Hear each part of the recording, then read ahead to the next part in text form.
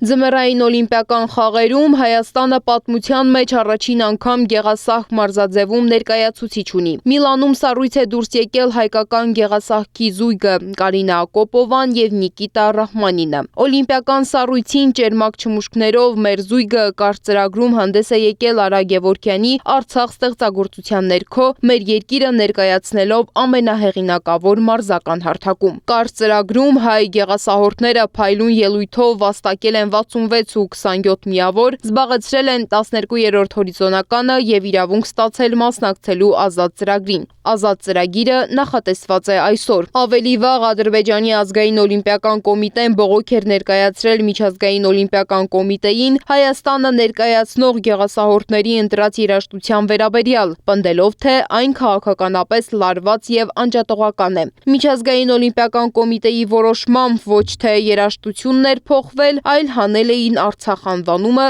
պարզապես նշելով հեղինակին։